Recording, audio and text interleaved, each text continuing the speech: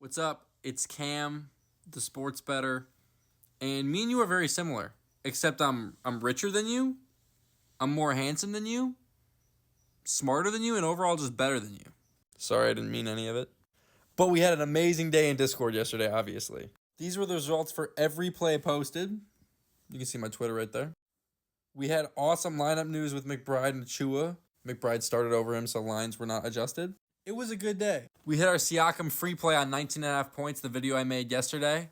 Life is good, but it can be better with some wins today. Let's talk some NBA for May 15th. I'll start with the game I like again. The Thunder and Mavs. Similar trends played out in this last game.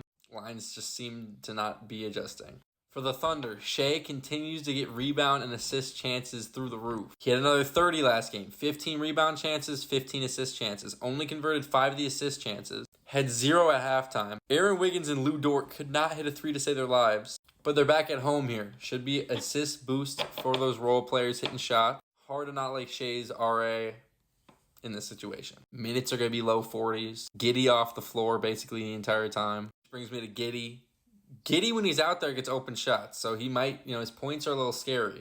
But he's so uninvolved. He gets so little minutes that his RA under 5.5 is just like popping out at you. Like, we might have to play that. A chance he doesn't start tonight. I think he might play 8 to 10 minutes, honestly. 2 shifts is my guess. Second half rotation saw Isaiah Joe start instead of him. And he only came in for the last 4 minutes of the third quarter. I could see that happening in both halves here. Lou Dort continues to see a lot of open threes. Chet continues to get suffocated from 3. And J-Dub has a ton of opportunities. Luka mentioned that he might want to throw doubles at Shea, which obviously increases the likelihood that open threes will occur. I personally don't know if you send doubles. He's making lots of tough shots. You live with deep mid-ranges that are contested and fadeaways. Even though that is a shot, you can live with that at times. But obviously if that happens, his assists should also be great as well, like I talked about earlier. And J-Dub, 5 for 19. He's getting opportunities. He's playing big minutes. He's just struggling. I mean, his lines probably are low. Here I only moved up 1. Thought it was low last game. So check out fantasy scores on DFFs perhaps. The trend that's biggest in the Mavs, first half Kyrie, dude does not like to score the ball. Finds most of his assists in the first and second quarter. He's very pass first. I was on his over 5.5 assists last game. Cashed it early in the second quarter. Gafford and Lively dunk threat lobs. Very, very interesting to see. Luka, much more involved in the passing game, had 19 potentials. Most of them came in the second half. So it's like Kyrie really is playmaking in the first half and then kind of looks to be more of a scorer in the second half. Interesting to look at.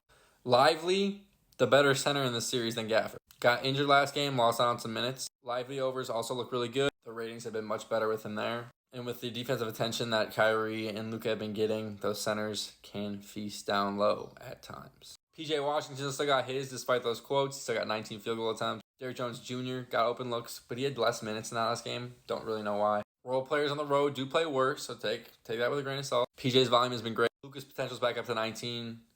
13 potentials for Kyrie. Once again, a game with a lot of betting edge in my opinion. Now we move to the Cavaliers and Celtics. Before we do that, I want to mention that we are sponsored by DG Fantasy, an app I talk about all the time. It is the start to all my researching, my favorite tool to use. As you can see at the top there, it has every DFS app that you could ever dream of. It compares their lines to odds of sports books. It even color codes it. You can help make slips. It's amazing. It's an awesome tool. Recommended to everybody.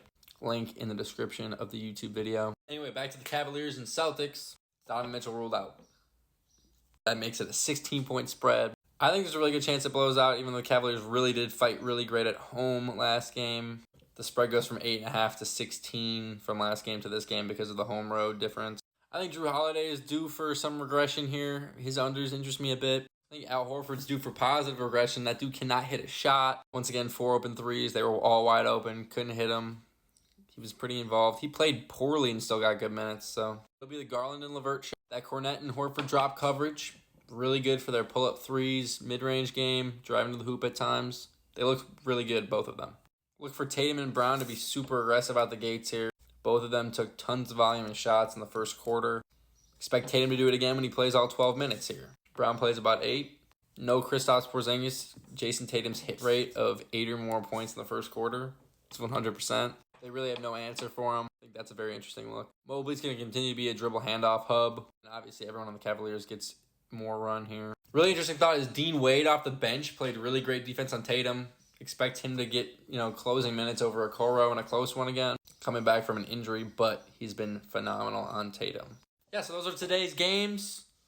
Awesome day yesterday in Discord. Ready for another great one. Plenty of good looks in there and bets. Hope these previews and free play videos help you guys out. It's a gorgeous day outside. I'm going to make a lot of money and get a tan. So,